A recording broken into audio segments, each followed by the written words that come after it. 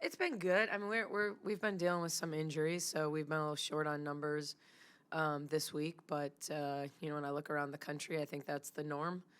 So I don't think we're the exception there. And but I think the focus has clearly been kind of the intricacies of zone offense. It's you don't have to reinvent the wheel. Like I was kind of explaining to the team that while we have a large playbook of man plays, when push comes to shove, we probably kind of run our continuity ball screen offense more than we run anything, and it's really really successful. That's really what we ran against Kansas State to get out to a lead. So it's not about having like perfect zone offense. It's about understanding where the holes are in the zone and being able to find them and move into open space and get good angles and understand where the two on one is when you start shifting the ball. And I just felt like, for us against Kansas State, the ball stuck when it needed to move and moved when it needed to stick.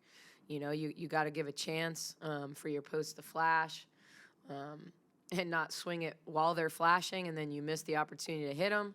At the same time, you don't want to hold it when you're swinging the ball and eliminate your advantage on the backside. So, really just kind of practice has been about trying to get them to read and cut and play together, really kind of work in tandem. I think they understand ball screen offense and their reads and when teams do certain things to us, but being able to be better at moving and cutting against the zone and what they're looking for, kind of read 1, 2, 3, and going through basically started with football, like their progression, as they, do I have shot?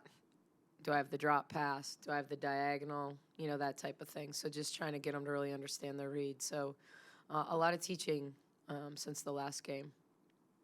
Have you seen appropriate steps in terms of attacking that? Yeah, I mean, there's growth. I mean, we're obviously not playing an opponent. We're playing against each other. We're playing against our guys. I thought 2 days ago our guys simulated a zone really, really well. I thought yesterday it was a little too easy at times because certainly we're teaching them a zone, but with the extra time that we had this week, we don't know if Oklahoma State's going to play a zone, but we certainly, if they do, we need to be prepared. So that's really been our focus, is just us, as opposed to Oklahoma State's probably played 10 possessions of zone all season. They haven't been a zone team. And when they have, they've got a half-court kind of 1-3-1 trap, but they've shown 2-3 in the past and have shown it a few times this season against Texas. So we just have to be prepared. We have to be better, period. Expect to see more zones from teams now? I mean, I would play a zone until we solve it.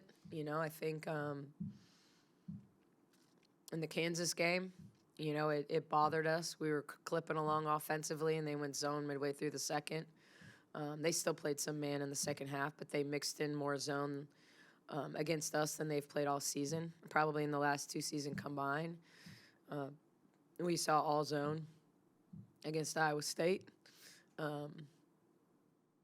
Kansas State was 99.9% zone or man until we played them. And, in the second quarter when they were struggling to guard our man, they went zone, and that's what we saw outside of baseline out of bounds the rest of the game. So there's a common denominator there, and so certainly I'm not saying every opponent is going to put in a zone for us if they don't have one, but if they have a zone, I would anticipate we'll see it. What's Sarah's kind of outlook in terms of, I know she's been kind of dealing with some nagging injuries. How's she doing? She's fine. I mean, she's had some cramping issues, some hydration issues, but mainly she just needs to see the ball go through the basket. I think nagging injuries and cramping are a lot easier to deal with when the ball is going through the basket. And I think that's the biggest thing. Like, her shot prep has to be good. I think she's turned down some shots that she normally wouldn't turn down. And then, has to get her shot prep has to be right. She's got to get herself to the 3-point line. Against the zone, she was hovering 5, 6 feet behind the arc. She's certainly got deep range and capable, but the numbers say that's not where she should shoot it, you know? So really working with her on and making sure she's getting to open space and prepared to shoot it, and then read the one more if that's, you know, people don't usually leave her a lot in 2-on-1 situations, but, you know, we'll see. I mean, she just needs to see the ball go through the basket. Has she shared with you some of that frustration, maybe from her side, of just, you know, maybe not dealing with this, you know, often, if ever? Yeah, no, I think she's wearing it. I think all, like, I think if you go back through her career, she's had stretches of games, but it's not that she hasn't gotten shots. You know, like I was watching games night before last in the Big 12, and there were so many close ones. And, you know, Kerskeeter took one shot in like 35 minutes, you know, because Iowa State kind of did what they did to start the game against us. They face guarded her and guarded this kid and didn't guard this kid. But, you know, Sarah's getting shots. It's not that she, you know, is 0 for 1. She's getting some shots. We just got to get her higher quality shots. We got to get her to the 3-point line. And I don't think there's any doubt. I think Sarah wears it. I don't think she hides it. It doesn't mean I think that her floor game has been poor, though. Like, I think that, you know, going back to UCF, she didn't make shots, but she got double-figure assists. So, I mean, she still impacts the game, whether she's making shots or not. But I certainly think if, you know, we're in this business of looking for X factors and, like, what's the difference between wins and losses with our opponents? What's the difference in wins and losses with us? You know, and certainly in our wins, she's shooting over 40%. In our losses, she's shooting around 20%. So it's pretty significant, the difference. And it just shows you how important she is to us, you know, and it doesn't mean in those wins that she went 5 for 10, you know, but 2 for 4, 3 for 6, that type of thing impacts us, you know, a lot. More broadly speaking, not just Sarah, but the whole team, when shots aren't falling, like what do you do in practice? I mean, do you just jack up a bunch of shots, or like how do you get them to see the ball? Yeah, I think it's a mixture. I mean, every player is different. You know, I had a kid in the pros, Courtney Williams, told me, like, when she's missing shots, she just looks in the mirror and tells herself how good she is, and that's what she needs. She doesn't need extra shots, which was one of the funnier responses I've ever heard, to be honest with you. But I think most people, you got to get in the gym. It's not complicated, you know, and it's not even in practice to me. It's you and that gun, you know, and it's seeing the ball go through time after time after time, because, you know, we can do shooting drills in practice, which we do. You can take them in the scrimmage portions of practice, but that's not volume. Like, you need volume. You need to see the ball go through over and over and over again. I just don't think in my opinion, there's just no other way to really build confidence other than seeing the ball go through. And to me, whether you're someone that puts loud music on or you want a quiet gym, I don't even think it takes someone being in there with you. I think that's, like, you know, especially someone like Sarah, who has zero issues with mechanics, you know, like, it's not a mechanical issue. You just got to get back to that comfort zone. It's like someone with a golf swing. It just you need it to feel right. To me, the only way you get it to feel right is to do it enough that it feels right. So that's what I think. But we certainly get shots up in practice. We certainly tell them to keep shooting. We've talked a lot about body language when they miss shots, because, you know, I think that we've got some kids that wear the emotion of a miss too much, and they gotta be ready to move on, you know. And I don't think you prepare to make the next shot by dropping your head, dropping your hands, all of those things that you see. And it's human nature, but we certainly need to be better in that area, and we've addressed that. What about the high post rule? How much have you been talking to them about making, you know, reads and things like that? Yeah, we've spent a lot of time on that. You know, it was like we did such a poor job of, it seems so simple, but it's just not.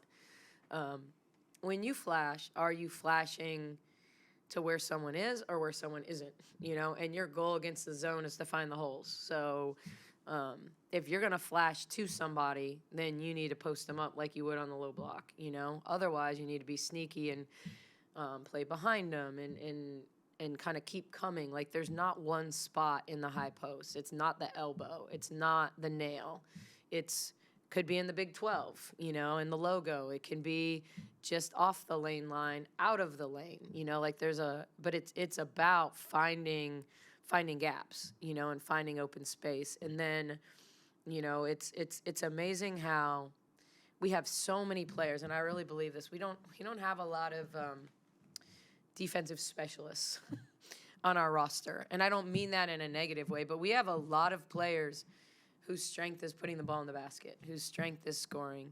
Asia, Yaya, Sarah, you know, you go down the line. Dre, like, doesn't mean they don't defend, but no one is labeling them like defensive specialists that come in to rebound and do those type of things. And so I think the first issue we've had is when you catch it, are you looking at the rim? You know, it seems so simple, but it's not. You know, they're trying to make up their mind what to do without surveying the floor, and you can't survey the floor without catching it and looking at the rim. So, you know, it's kind of that whole sequence of catch, look at the rim. What we really do a poor job of, or at least against Kansas State, whatever way we flash from, we wanted to throw it that direction. So that kept the ball on one side of the floor versus if we square up, usually it's going to be buddy down low or kick to the opposite direction. So the direction you came from, but you're not going to get there if you don't fully square up, you know. But even that, then you tell them that, and they want to do what you want them to do. So the next time they just square up and immediately throw it, you know, diagonal opposite. And it just takes time and repetition to rep, shot, drop, kick. And then even reading, is there space to drive? Because there were multiple times that I thought Asia had driving opportunities, Dre had driving opportunities from the high post, but they were driving it at their teammate instead of away from their teammate. So once again, catching it and attacking basically where they came from as opposed to where they were catching it in the direction they were catching it in. So I don't know. It's kind of simple, but it's not. Like it's just it like anything else. It's a learned skill that takes time. From your perspective as a head coach, there've been so many court stormings over the past week. From player safety, like, is there something that needs to be done from like on that side by the NCAA, or is that not really a concern at this point? I have multiple opinions on this. Do I think player safety should be first and foremost? Absolutely. At the same time, I feel like one of the things that makes college athletics special is the opportunity, especially for students to share in the celebration. And, you know, obviously, you know, it obviously was a big deal with the Ohio State game and incredibly unfortunate. But the fact that there was 18,000 people in Columbus watching a women's basketball game, I don't want to say that the story wasn't that, but the story was 18,000 people. And whether they got 18,000 because of Caitlin Clark coming to town, you know, there was 18,000 in Baton Rouge last night, and tickets were $3,000 on resale value. Like, that just makes this a really, really special time in college women's basketball. And so I would hate for it to be teams to be penalized for all we're doing is trying to make women's basketball cool. And the only way you can be cool is if you involve students. You know, you're not seeing a lot of people climbing walls that aren't 18 to 22 years old, you know, and running onto the floor. So certainly I think we need to understand and be prepared in those situations. But I also would hate to see us overreact to the point that we don't let college students be college students and really, really enjoy what was an amazing game or what led to that. So yeah.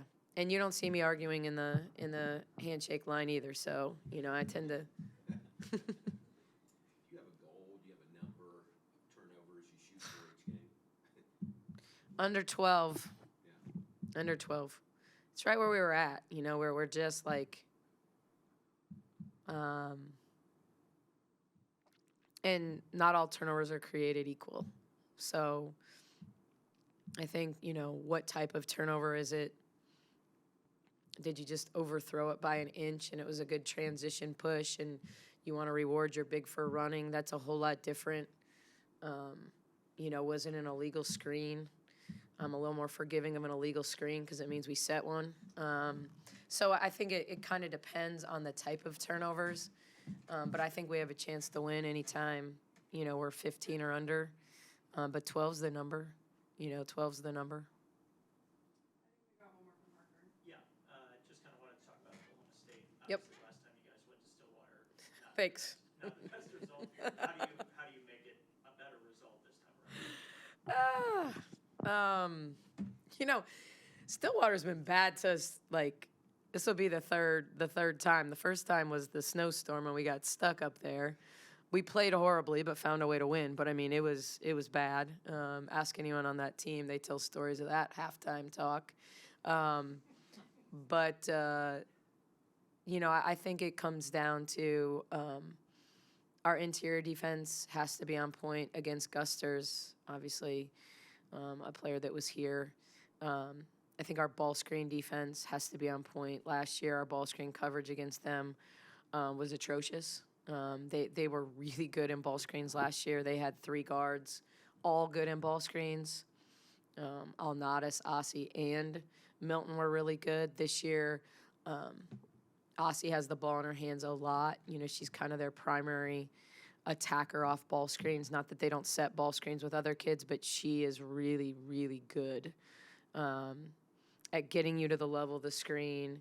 If you want to fight over it, Jade is so good for us getting over screens a lot of times, but she hasn't had a lot of kids like take her to the level and hostage her down and hold her off when she comes off, and then she does a good job of reading. Did they switch? She's going to bounce it back and play to her post up. If Jada's on Gusters, we're in trouble.